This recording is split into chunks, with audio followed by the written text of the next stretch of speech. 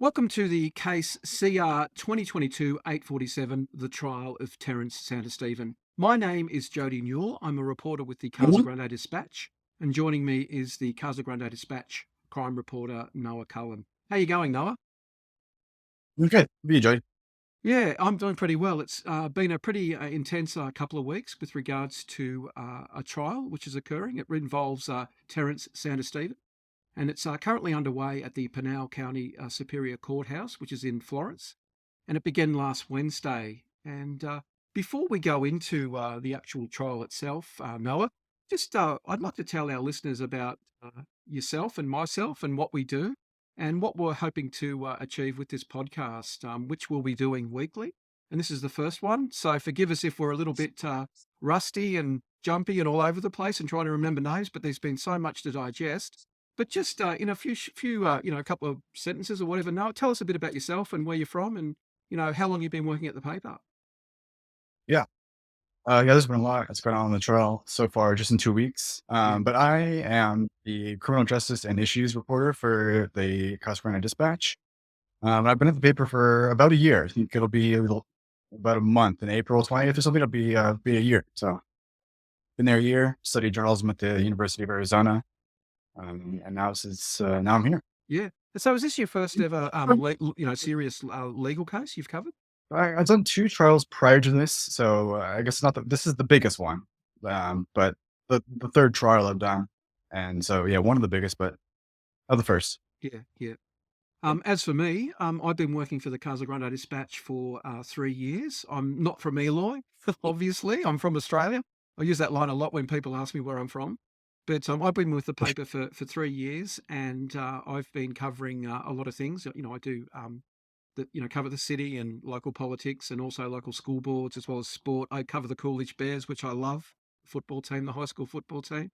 And in particular, this case, I'd been working at the paper for about a month when this occurred. And I was tasked by our editor to, reach out to the families. And initially, I think I touched base with a member of the Kota family. And then I touched base with some folks from the Hideout Steakhouse restaurant, I should say. And I spoke to a couple of people there. And eventually, I got to meet the Muriettas, Janie Murietta, the mother of Danielle Murietta. I attended both girls' funerals, but I've also attended a number of events that the Muriettas have been involved in. I went to Danielle's graduation ceremony, and her sister Macy, who's been at the trial this week, and she accepted Danny's graduation certificate on her behalf, and she wore Danny's gown and hat and cowgirl boots and that, and so I've seen that. And also I've been to the Casa Grande FFA, a couple of their banquets where the Hideout Steakhouse have created a Danielle Murietta Memorial Scholarship, which is given to FFA students for excellence. So I've I've sort of had my head across this case for a long time, Noah, and it's personal. I know Janie very well. I know the Muriettas, and to see her every day, she's a pillar of strength, and it's just unimaginable what she's going through, and also Mrs. Coda, Claudia Coda, her daughter Leslie was murdered that night, and yeah, so that's sort of my background with my involvement with the case. Now, so it's been a pretty tough couple of weeks, but yeah, it's been an intriguing case. Okay, so in terms of the actual trial, let's go through a couple of things that people should know about this. Like I said, it's about 3 years since this trial has got underway, and it's in relation to a matter involving Terrance Xavier Santistevan. He's currently aged 20. He's in custody, and he's been charged with 2 counts of first-degree murder for the killing of Leslie Coda, who was aged 18, and Danielle Murietta, who was aged 17, at the Sonaran Apartments, which are located in Potterbarn Avenue, Casa Grande. And this incident occurred on the night of the 24th of April at approximately 8:38 p.m. The proceedings are being supervised by Pinal County Superior Court Judge Daniel Washburn, and the prosecution is led by Sean Jensvold and is assisted by Lauren Deacon. On the defence side, the counsel is made up of Christopher Lynch and Anne Ellsbury of the Pinal County Public Defender's Office. And in terms of the jury, it's pretty large, Noah, 18 people.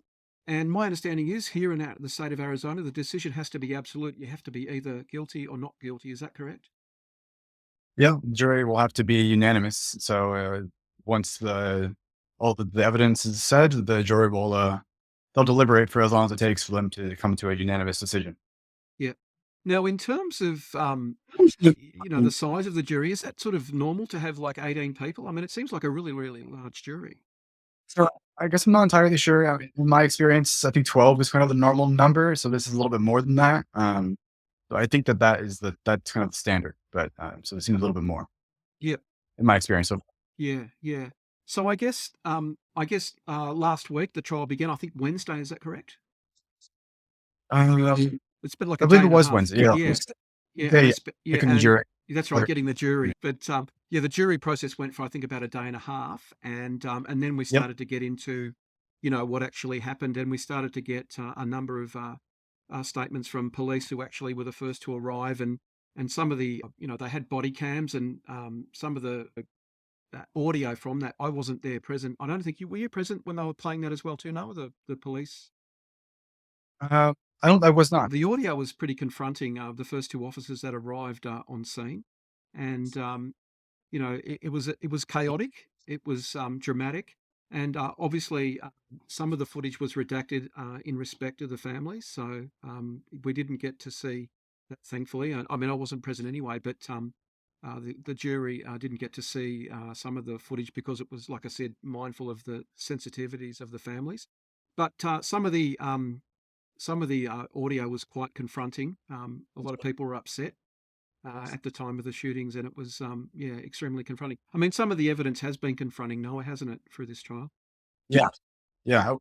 I guess more recently than the first week, but I wasn't there for the medical examiners. But yeah, it just and I understand him. For you have to has to be a part of the evidence in the trial. But Of yeah, course, it's yeah, tough. yeah, yeah. Like yesterday, we had the medical examination presentations from two coroners, one from Maricopa County and the other from Pinal County, and it was a pretty tough day. And again, I don't know how the families are able to sit through that, but it has to be shown, unfortunately, and it's obviously to illustrate to the jury that that this incident, this incident was awful, and obviously for the evidence it needs to be seen. So yeah, but just your take, on that first week. I mean, what are some of your thoughts, Noah, about it? Um, yeah, I feel like some of the biggest moments came from some Arizona Department of Public Safety forensic scientists. There were a few of them. One of them, or I guess a few of them, specialized in DNA collection and analysis. Yeah. I guess there are two. Yeah, I've got Yeah, their go ahead. name. Yeah, sure, I've got their names. The DPS Department of Public Safety forensic scientists were Ashley Navarro, she's a DNA technician, and Sarah Lafragola, a DNA analyst, Yep. and they both spoke about their procedures and how they handle evidence. And the reason why they were asked to testify is that they found a vape pen at the actual crime scene, and it has DNA on the actual vape pen. But there's also, my understanding is that there's also DNA material from another person. And the thing that I was with the DNA evidence, Noah, there was discussion that they identified Terrance Santistevan as being male. There was XY chromosomes on the vape pen, and they said that the DNA at the scene was highly likely to be from Santistevan. And they used a number, I think quintillionth, I think it was, Noah. Like, I've never heard that before, or septillionth, or a huge number that that if there was somebody who had the same DNA, that's the odds, like a quintillionth or something, which is more than a billion or something. So yeah, that was pretty interesting. That sort of observation by the DNA technicians.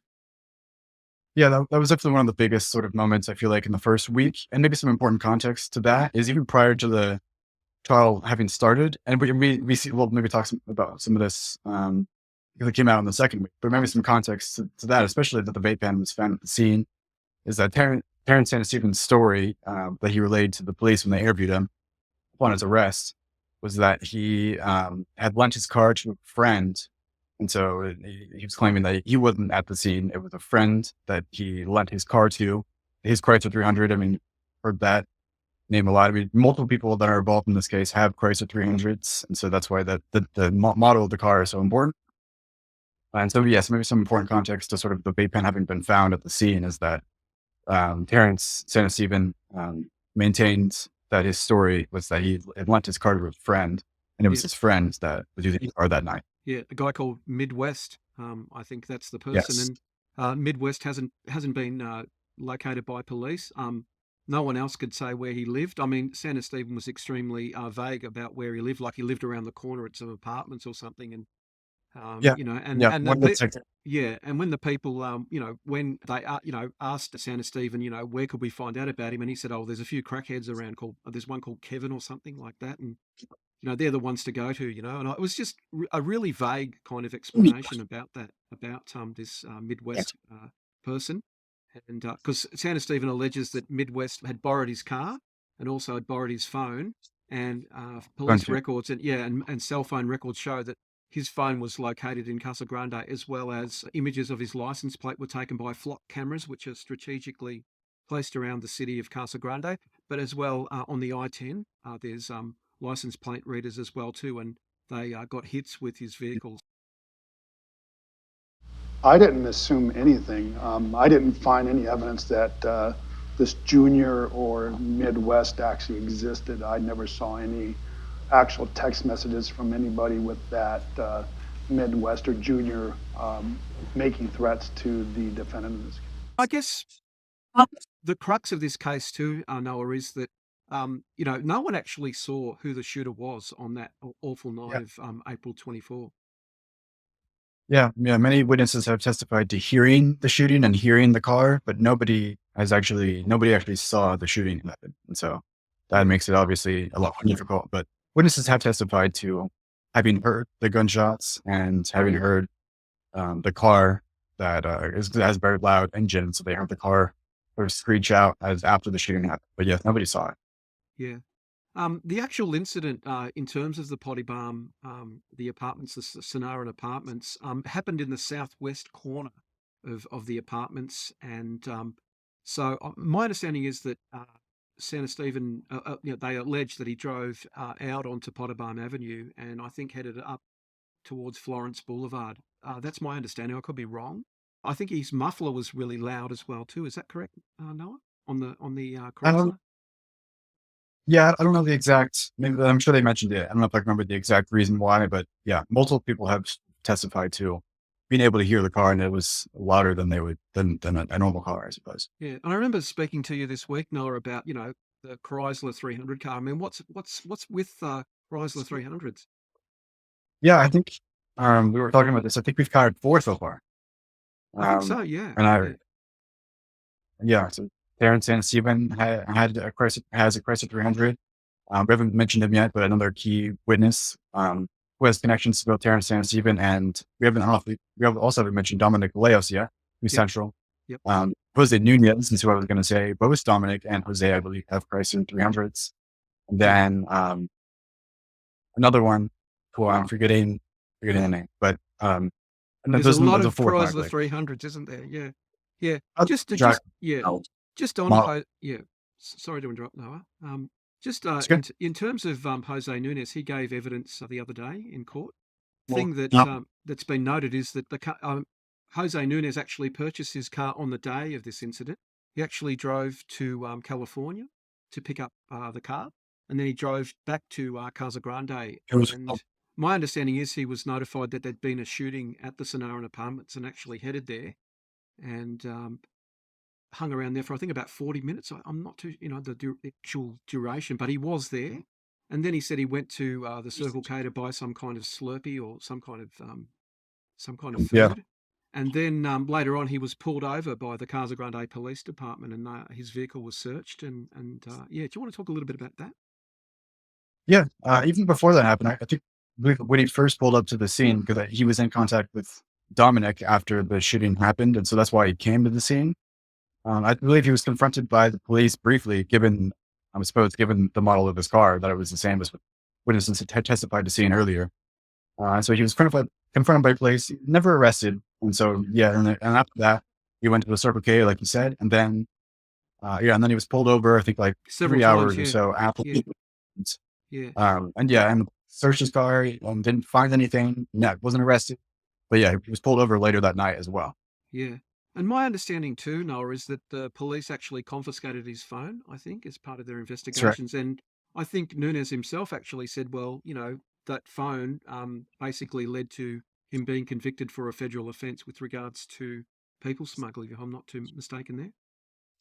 Yep, that's right. I believe yes. He said he thought that was how they were able to find something on him for a separate federal case that he was involved in. Yeah. Sure. Just want to touch on Dominic Leos because obviously he's a key player in this story. There's a number of layers with regards to Dominic, obviously with his family, and but also just his involvement. His girlfriend Leslie lived with Dominic at the Sonaran Apartments, and the story goes in terms of the shooting is that the two girls in Leslie and Danielle went downstairs to start up Dominic's car because Dominic and a group of friends and the girls were going to go to McDonald's, I think, and have something to eat. I think it was in the around, like I said, around 8:30ish, and that's when the prosecution alleges that Santistevan came and maybe he mistook the two girls as being Dominic and opened fire and then just drove off, and those two girls were tragically killed. But just touching on Dominic Leos and his family connections, what can you tell us about that, Noah? Yeah. I think maybe it's also important to say also that Dominic Leos, Terrance, Santistevan, and Jose Nunez were all involved together in a human smuggling operation. That is the connection between them, and that is also sort of what's alleged to be the reason why Terrance, It was a Santistevan. motivation, yeah. Yeah, because and he said even in his interview upon his arrest that Dominic owed him $14,000. That's the number that we keep hearing. Yeah. And so, but with regard to your question, yeah, Dominic Leos's father is named Adrian Leos, and he is a deputy with the Pinal County Sheriff's Office. And Dominic Leos's grandfather is named Joe Angel Leos. He's a deputy chief with the Casa Grande Police Department. And so it's sort of been a thread within the defense's case to sort of bring up some skepticism or some conflicts of interest with the investigation that happened after the shooting. And multiple detectives have testified sort of pushing back on that narrative, but that's been sort of a thread that the defense has continually brought up in their questioning. And just in terms of the official rank of Adrian, he's actually a captain now. That's my understanding. He's a captain now with the Pinal County Sheriff's Office. So, and obviously it does, people might think, well, because they're related to Dominic, that, that the defense are trying to argue that angle that somehow they're connected with this. And I don't know. I don't know, Noah. In this game, you sort of tend to, if things smell, then you tend to get an idea that maybe that's the case. But I think this is just based on what I've seen the past couple of weeks. I don't think that that's the case. I think Jeffrey Cardita touched on it today during his witness statement today at the courts. He's now a lieutenant, Jeffrey Cardita. He was a sergeant, and he was responsible for signing off on his detectives and statements from his police officers. And it was sort of suggested that Deputy Leos was asked to sort of keep his, just to stay away from it. So that was interesting hearing Cardita's evidence today. You want to comment on that? Yeah, I mean, I think that was maybe suggested by, many detectives from the police department have testified and have sort of suggested similar things. But I think Cardita's statement, yes, basically saying that that Leos, Deputy Chief Leos, pretty much stepped out a bit. That was maybe the most definitive statement. I'm pushing back on that, but many detectives have sort of tried to relay how the process works, about how tasks are divvied out, and it's not just a straightforward line down from the top that he's directing anybody. There's a lot of detectives who are managing the case. Maybe not managing a lot of detectives involved in the case. There are people who manage the case specifically, but many detectives who are divvying out tasks to a lot of different officers and detectives, and so it's not really a straightforward. It's That's Leos. right. So It's a complex case, and again, like I was saying before, Noah, obviously there's a lot of circumstantial evidence, and there's also, the vape pen, as well as those things. And, it's just, it's a very complex case. And, the assigned task is a bit like, I guess, working for a newspaper. I mean, we've got a report, we've got to go out and we've got to do things. And, our editor tells us to go and get things. And sometimes, things get in the way, like other stories pop up, or, other crimes pop up, at the police department. So I gather it's a very, sort of, it's not, like you say, a straightforward sort of scenario. And everybody has their own role, just like we do, right? I mean, we report on different things, and then we all come together and we have this product that is the newspaper, but we all have different roles sort of within that we divvy out different roles in the same way. Yeah, I'm saying. Was there anyone besides Corporal Dunham who was giving you instructions or asking you to do things that evening? Initially, it was Corporal Dunham, and then the detective bureau, once they arrived on scene, Sergeant Cardita would have been the one giving instructions. Do you remember Sergeant Cardita giving you instructions? He had asked us to canvass the area. Is there anything more you want to say about Dominic Leos before we sort of talk about other sort of people we've seen the past couple of weeks? I wasn't there for Dominic Leos. I believe you saw his testimony, and I did. Maybe there's more. Maybe there'll be more to say when he testifies fully, because I don't Next Tuesday. Yeah. believe he hadn't cross-examined him yet. So Yeah. there's more to say about maybe in the future. Yeah. My understanding is he is facing charges with the federal government in relation to a matter of people smuggling. So it'll be interesting to see how that rolls out. But just the other day at court, Dominic did turn up to court, and I think he was ready to roll. He said, let's get this over and done with. But he didn't have an attorney, and so they had to find a court-appointed attorney. And I think that took about 2 hours. So it sliced into the hearing time as well too, Noah. So, that delayed the case. And eventually, Dominic did testify, but again, he's going to come back this Tuesday. I think the reason being that his testimony was delayed was due to the medical examiner, because those guys are super busy, and they really have got really tight schedules. So I think that was why they were prioritised, because they have a lot of work to carry out in both Maricopa County as well as Pinal County as well too. Yeah, they had been scheduled already, and they didn't want to move that. It was understandable. Yeah, so it'll be interesting to see next week, Noah, how what Dominic's going to say, and obviously, there's been a lot of speculation about what he is going to say, and so, and that's the great thing about this trial, is that we're finding out what actually happened, and who who did what, or who didn't do things, and it's just it's a very intriguing case. Yeah.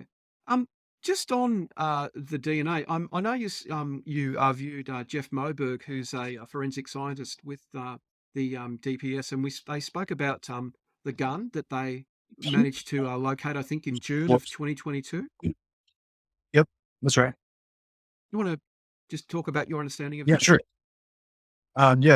So the gun was recovered by Border Patrol on June 6th, and the gun has been linked through a federal database called NIVEN. They were able to link the gun they found on June 6th to the casings that were spent on April 24th at the scene. So they're able to connect the gun to the scene. And then there was some questioning to Moberg, trying to link the gun to a video and also photos, but a video that was posted to Terrance Santistevan's Instagram account, which the police were able to find. And so, but there was a little bit of trouble. No, not trouble, but so in that video, it depicts a gun. And so the prosecution was asking Moberg about whether the gun that was recovered, which they had in the courtroom, could be, because Terrance Santistevan's face is not in the video. And so this is sort of what makes it difficult, but basically trying to ask Moberg, if this gun, given the model, given his expertise about the model and the parts of the gun, because there's also been talk about certain parts that have been taken on and off, like a Glock switch, which makes a handgun like a Glock fire like an automatic, and witness testified to hear an automatic gunfire. And in that video, the Glock that was posted in the video that was posted to Terrance Santistevan's Instagram account I believe at least one of the videos depicts the Glock with the Glock switch. Yes, yeah. But I was sort of the trouble. Terrance Santistevan's face is not in the video, and so they were asking Moberg to sort of basically say, could you exclude this from being the same gun? And he said no. For the record, we have the jury back with us now. Hopefully you got something to eat. We're continuing on with direct examination. Mr. Jensvold, go ahead when you're ready. Thank you, Your Honor. Regarding Exhibit 892, Mr. Moberg, you've seen this video prior to today, and you've had a chance to look at the weapon that's being displayed in the video. Yes, I did. Okay, you've had a chance to look at it and compare whatever features are similar or potentially dissimilar with item 127. Yes. We'll show the video in here in a second, but did you have a conclusion as to whether you could identify that gun as the item 127? I could not identify the firearm in the video as item 127, but I could see that it said the place of manufacturer and the model that it was on there, and it did have the same general characteristics of item 127. The actual Glock model it's a Glock Model 19 pistol that fires 9mm ammunition. And the other thing I think that Moberg said about the weapon was that the front sight was missing, and he said that in the video, I think he said that it was both sights were actually missing on that firearm in that Instagram video. I think, if my memory serves me correct. Yeah. And also too, during Moberg's testimony, they actually showed, the shell casings and, how they match up the actual shell, because every gun has is it the rifling in the barrel that makes gives it an imprint that's unique. It's like a fingerprint. Yeah, that's my understanding too. I'm not an expert, but yeah, when it fires the casing, it stamps the back of the casing, and so you can be able to trace what gun fired the casing. I think it's really important for our listeners and viewers to understand this. Ultimately, 2 girls were murdered, and I think when they did bring out State Exhibit 851, which is the Glock Model 19 pistol, the defence, is Christopher Lynch, was cracking jokes about. Yeah, Christopher Lynch was cracking jokes about I won't point it at you, judge, or something, or or I won't. I don't know. And everyone was laughing, and I bet people laughed, and I just sort of, I don't know, I thought that was inappropriate, and and I saw some of the family members shaking their heads, and it was just a little bit inappropriate, I thought, and because it's alleged that this weapon was responsible for the deaths of 2 people, and I know there's a time and place for laughter, but I just thought it was a little bit, I don't know. Yeah, I wasn't there physically to see that, but I did hear that. So the firearm expert spoke about the Glock 19 model. Just in terms of the actual shooting on the night of the 24th of 2022, my understanding now is that over 20 odd shots were fired off, fired at the time. I think I've heard numbers between 20, 25, and 30. Yeah. Yeah. The other thing that popped up in relation to the gun during Detective Ramon Salinas, who visited Santistevan's home, actually said that he found a receipt for a magazine clip. Do you remember that? I think I remember that. Yeah, so I don't know. It's kind of suggested that maybe there might have been. I don't know if that was tying evidence with regards to the magazine. Yeah, I'd have to go back to the recording to see exactly what they were saying about the receipt, but I remember vaguely about them talking about that. Yeah. What about the evidence of Burgundy Whitman yesterday and today, Yeah. Noah? Burgundy Whitman was and is Terrance Santistevan's girlfriend, I understand. Yep. Yeah, I believe she still is, and yeah, I guess that she testified today and yesterday, and along with a couple other witnesses that I think are pretty important actually, and giving us some more revealing details about sort of what Terrance Santistevan was actually up to that night. And it sort of gave us something to sort of weigh against Santistevan's own story that he gave police upon his arrest in Texas. And during the Ramon Salinas testimony, he was the one who interviewed Santistevan in Texas. And they played the entire interview with this body cam footage, sort of all the questions that they're asking Santistevan, and it sort of gives us a picture of what Santistevan's account, his own account of where he was that day. And then so some subsequent witnesses, kind of allow us to take a look at that and see how accurate it is. And one of them, like you said, was Burgundy Whitman. You remember telling us that he spent the night at your house Saturday night, and Sunday was just the normal day you guys were hanging out all morning. I do remember, yes. You remember saying that? Yeah. Okay. Is that true? Yes. And at some point, he left saying he was going to go see a friend. Is that right? Yeah. Yes. Which friend was he going to see? He didn't tell me. Okay. You remember telling me that Terrance said he was going to go see Gael? Are you talking about the day, the 24th? Yes. Then yes. It was important, he said, that Santistevan, instead of being at his mom's house the night prior, he had actually slept over at her place that night. And according to Santistevan's story, he lent his car to his friend. That was the main crux of the story. He said that he did that around 8 or 9 a.m. But when Whitman was on the stand, she said that Santistevan had slept over at her place and then gone to hang out with a friend named Gael around the afternoon time. So that was pretty contradictory. There were a couple other witnesses that testified after Whitman.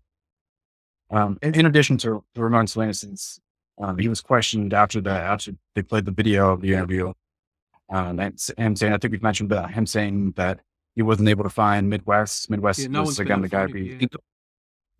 They searched, they looked at the apartment complex. They didn't even find that, and so they weren't able to identify or locate a person called Midwest. There were some witnesses today that sort of along the lines of Whitman's testimony that sort of were able to piece together kind of where Santistevan was on the 24th. One of them was Kelsey Tybalt, I believe I say the name. Yep. Her and a man named Joshua Parker. So the two of them come into play here on the 24th. They were on the phone with each other. And Santistevan, I guess I should describe the relation. Joshua Parker is Julie Santistevan's ex-boyfriend. Julie Santistevan is Terrance's mother. And so Joshua Parker is her ex-boyfriend. And Kelsey Tybalt was involved. I guess I don't know if it was romantically involved with Joshua Parker at the time. But they were on the phone together, and it was an occurrence. They would speak on the phone for a long time, sometimes overnight, they would say. And anyway, at the time on April 24th, they were speaking on the phone. It was an open line. They were talking to each other. And Santistevan showed up at Joshua Parker's house because he's very close to Joshua Parker's son. His name is Jermaine. Jermaine and Santistevan had grown up together, and they were super close. Thick as thieves, I think they were described as. Yeah, thick as thieves, Noah. They were described as, I think. As relatively, they were also described as. But yeah. So this was another sort of clue, sort of plugged another hole here about Santistevan did not say that he went over to Joshua Parker's house to police. He didn't tell the police that he went there. So another thing that he didn't say. But anyway, during that phone call, he showed up and he asked to borrow a car. And I don't think either of them were super clear on when exactly this was. But this happened, whether it was even afternoon or night, I don't know if I remember. But Burgundy Whitman, she also testified that Santistevan came back to her place around 10 p.m. So it's just some testimony that's sort of plugging some holes into that's sort of refuting a little bit about what he said happened. Yeah. And it kind of plugs some holes where he was and some snapshots about where he was that day. So then I heard Terrance ask to see if Josh's son was there, but Josh's son was in the hospital. And then he said that he was in Casa Grande and that someone there owed him money and that he had waited for him And when the kid finally came out of the apartment, I think his exact words were, "I sprayed at him." And then he said that he didn't think he hit anybody. And then he asked to borrow the son's car, because normally the son's the kind of kid that, like, if you're his friend, he'll do anything for you. Like, if you just say, "Oh, can I borrow your car?" He'll be like, "Oh yeah, sure," and like won't even ask.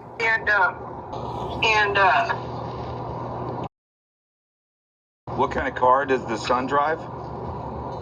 It's a Mini Cooper. But then Josh was like, "No, the tires got like messed up. You can't have it. Plus, you don't have a license. Like, you can't have it."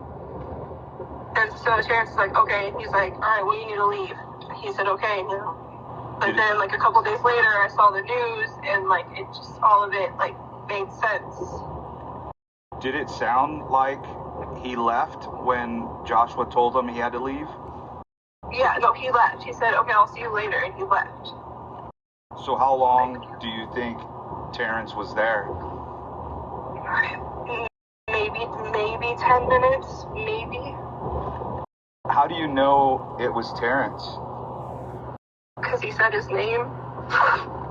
Who said his name? Josh. Josh told you that's who it was? Yeah. Did you guys talk about that after Terrance left? He said, I don't really believe him. And I said, "Why not?" And he said, "Because normally you can smell, like, the smell of gunpowder." And then I was like, "And you couldn't smell that?" And he's like, "No, I couldn't smell anything." He's like, "I don't think he's telling the truth. I think he's just trying to front." And then a couple days later, the news article. And during that clip, you didn't tell Sergeant Martinez you had heard this conversation from Terrance's end through Josh after Terrance left. Is that accurate? No, sir. Back on May 4th of 2022? Yes, sir. You had safety concerns about being involved in this case as well, is that right? Yes, sir. Judge, I'd like the opportunity to redirect on the video. Certainly didn't have an opportunity to question her that because he didn't play it until just now. I won't prolong it. All right.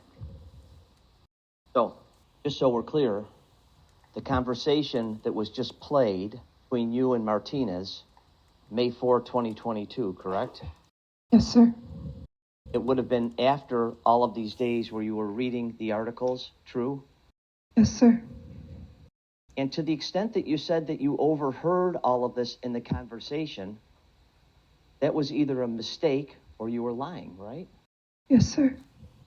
Well, what was it? Was it a mistake or were you lying when you told Detective Martinez that you actually heard this Terrance say that? I heard it from Josh. Okay, but the tape seems to indicate that you told Martinez that you heard Terrance say it. He said, "Tell me exactly what you heard. And how did you know it was Terrance that said it?" And you said, "Well, Josh called him Terrance." Remember that? Judge, could I have a break for a second, please? Absolutely. Let's go ahead and take a break. Santistevan in that video that he's with Detective Salinas basically said he stayed home all day and smoked weed and just played PlayStation. And my understanding is they haven't been able to locate that PlayStation because that would have, I gather some data, I gather. Yeah, I think they weren't. I believe Salinas said that they didn't recover it from his mom's place, which is where he was. Just on... We're going to learn more detail. I'm so sorry. Go on, no. And one more thing that's actually, I think, important to kind of what I was saying before, one other detail or clue.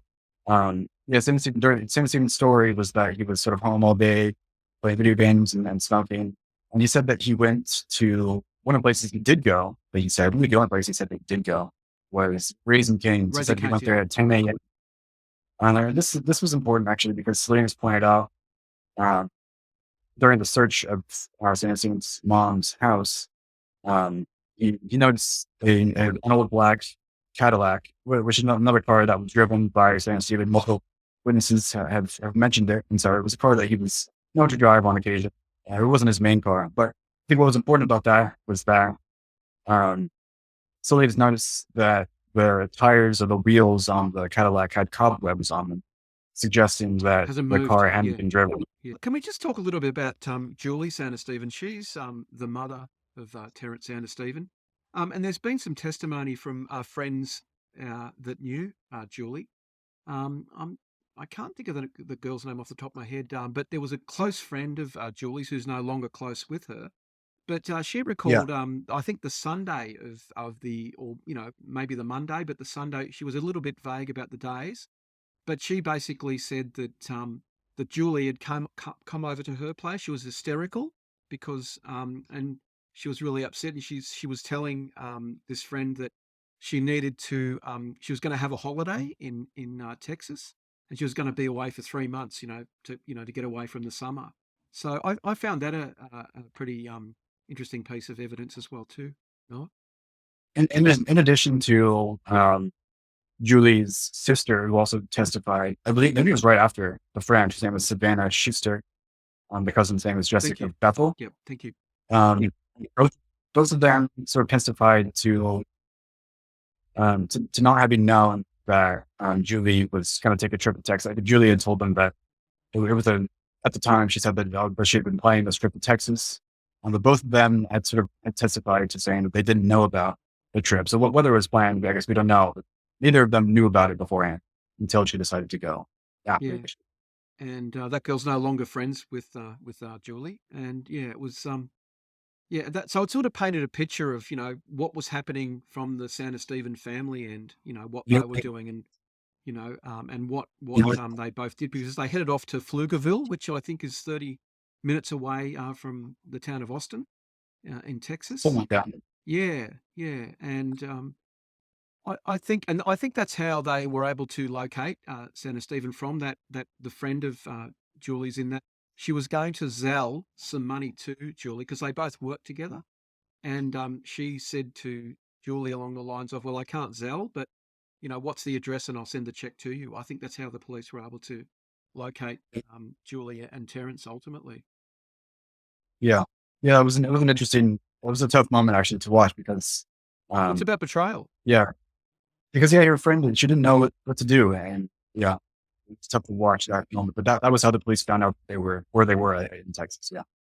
Yeah, and they don't talk anymore. And I think that witness said too that she'd come from a military sort of upbringing, and that was the moral thing was to, well, this doesn't sound right. I better say something. So that was interesting as well. That sort of morality and that sense of betrayal. Yeah. Yeah, she's confronted with just an impossible choice there.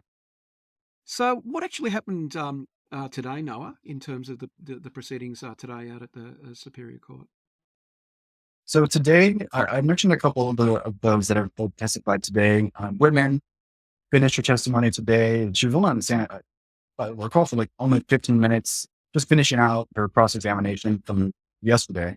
So she was on the stand. I think most of what I had sort of recapped from her testimony was I was taken kind of from yesterday. She didn't have too much to add to her testimony today. But then also today, Kelsey Tybalt and Joshua Parker testified. And then I didn't get to see all of it, but another detective, Jeffrey. Was it Jeffrey Cardita? That was Cardita? No. Yeah. Who's he was on the stand when Yeah. What do you think of his testimony today? Oh yeah, maybe it's hard for me to say. I saw maybe 20 minutes of it. Yeah. So maybe I'll have to wait to say all of what I think next week. But from what I heard, it's sort of, at least on cross-examination, the theme sort of came back about the defense attorneys sort of asking detectives about the investigation and sort of how that's carried out, and sort of being skeptical about how it carried out, and whether he knew about every single task that was sort of divvied out. And he wasn't able to provide a lot of specific details. And then I think he also said that he was hands off, I believe was the word that he used after a certain point. But then there was some emails that he was sort of still coordinating some of the investigation, some of the tasks. but yeah, sort of the same sort of thread that we've seen from the defense was sort of coming up. He was a sergeant at the time. He was responsible, I think, for making sure that everything was above board, and he'd be signing off on a lot of the police statements that we have got. Noah, he did sign off on, so he was obviously supervising all that.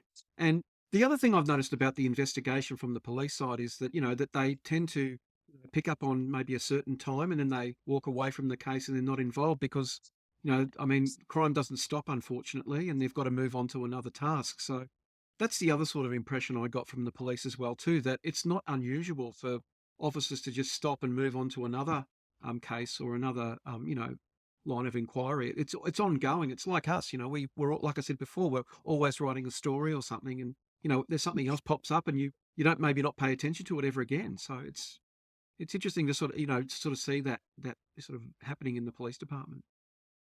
Yeah, one of the detectives have sort of testified to having either sort of minor or major roles in the case, and so some of them doing very kind of small tasks, following up on certain things, and some of them are doing more continuous tasks on the same case. But yeah, not all of them are always working on the same case all the time. It's very fluid. I just want to talk just a little bit about the defence and the prosecution, but also the judge.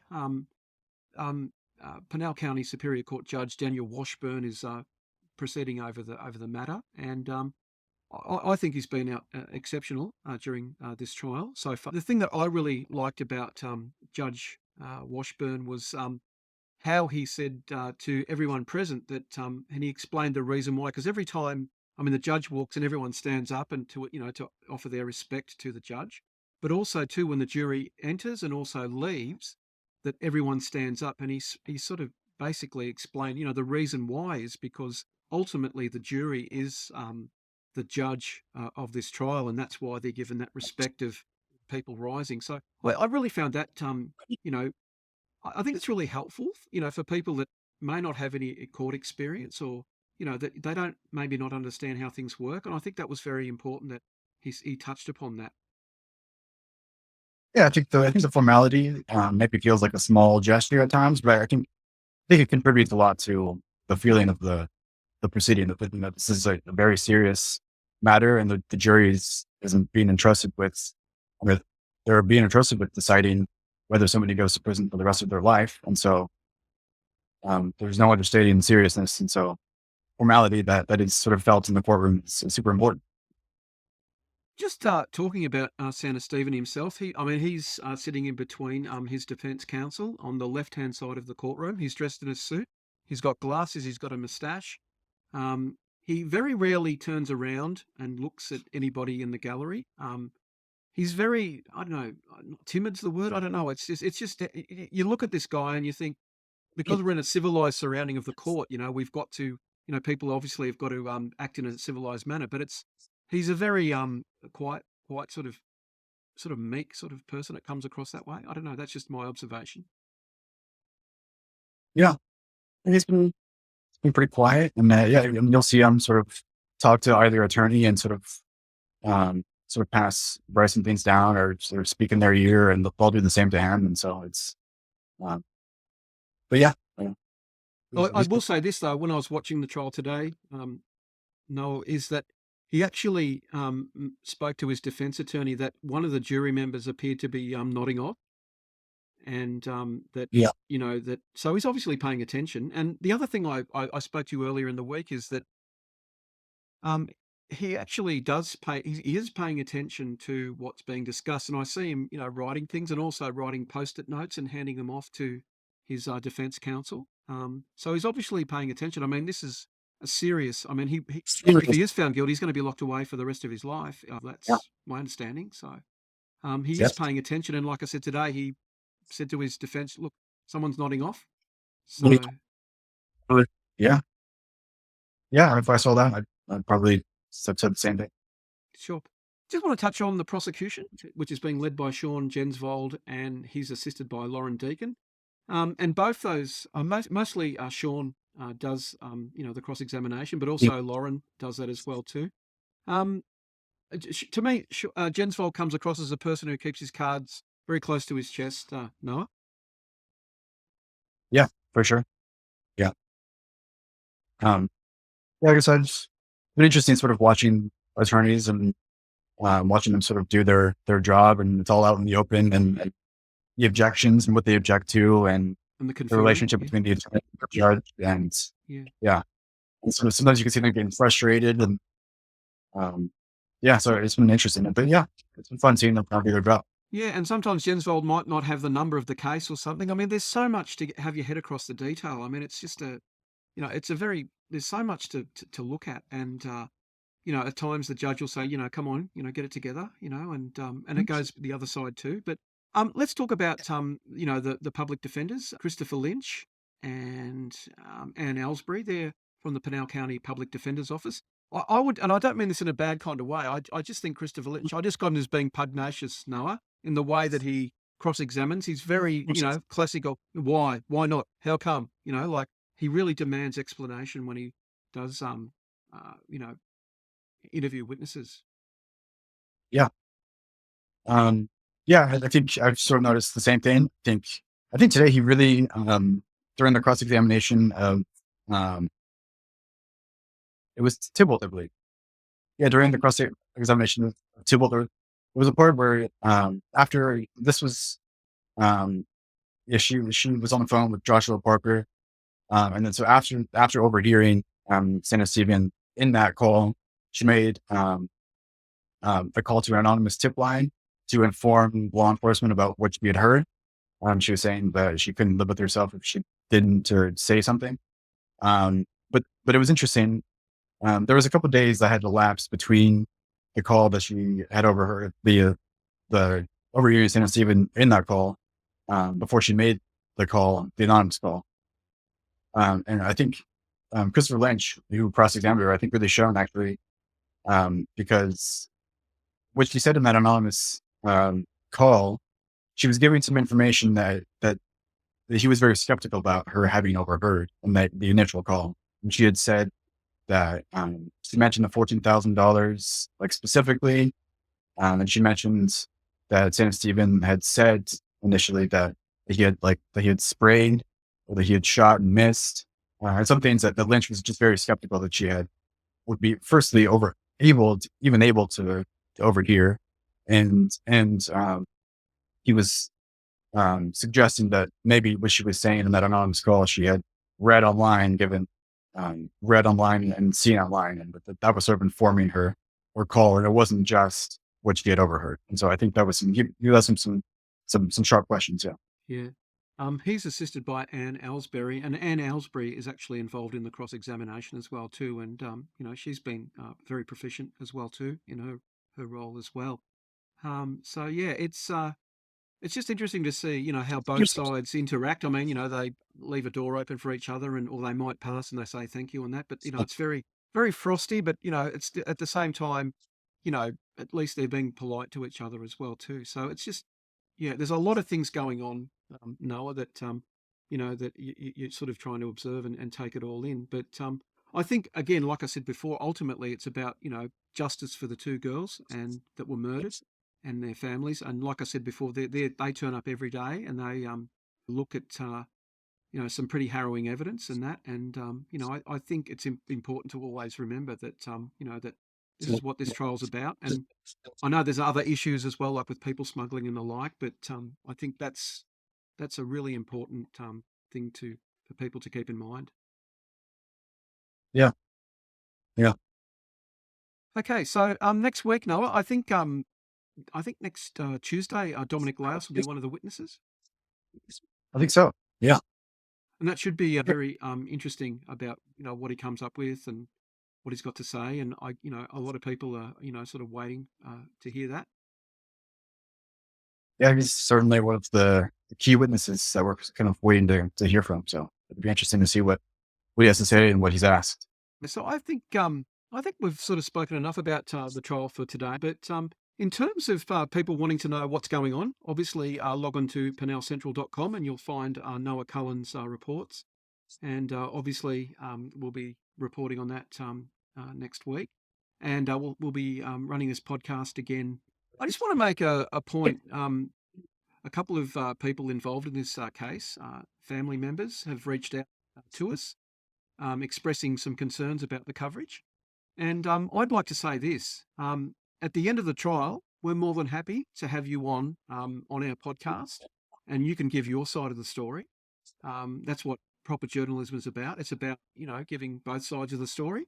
So, if people feel aggrieved or, they're angry or whatever, get in contact with us, and we're more than happy to sit down and talk with them. No, hey.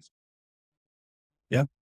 And it's Yeah, important that, for sure. if they feel aggrieved, well, So yeah, it's just that I won't go into details, but a couple of people have approached us and have been sort of pretty strident in their concerns. But the bottom line is that this case is public record, and anybody can listen to the trial. And we'll give a link to the actual live audio, so people, if they're interested in listening to the case, that they can actually do so. And we'll obviously, that's, you can go and listen to it. It's not just us. Anybody can listen to this trial. It's about the First Amendment, and it's about freedom of speech and freedom of the press as well too, to cover these important events. And I think it's really important that people do get a sense of what's going on. And like I said, there's so much to talk about, and we've sort of, it's been a bit of a rush, Noah, hasn't it, to get all this out, because we're a little bit behind. Yeah, I mean, there's so much information and names and so much to keep track of. So Sure. So bear Yeah. with us, folks. I mean, if you feel like we've done something, we've said something, incorrect or whatever, let us know, and we're Yeah. more than happy to correct it, and apologise if we've said anything or whatever. But we're also on the fly trying to learn the podcasting, caper, and learning about new software and the like. So it's been a bit of a challenge for both of us. But ultimately, we want to get sort of a little bit more detail out into the community about this trial that really has captivated the Casa Grande community. I mean, they want justice for these girls. That's the most important thing. And hopefully that justice will be served. And but you can keep listening, and we'll try and inform you a little bit more about what's going on. And like I said, log on to pinalcentral.com to see all the latest news about the trial and other news that's happening in Pinal County. But Noah, thank you so much for today. I really, really appreciate your time, and I look forward to seeing you next week, mate. Yeah, this was fun. Thank you. I'll see you next week. Cheers, mate.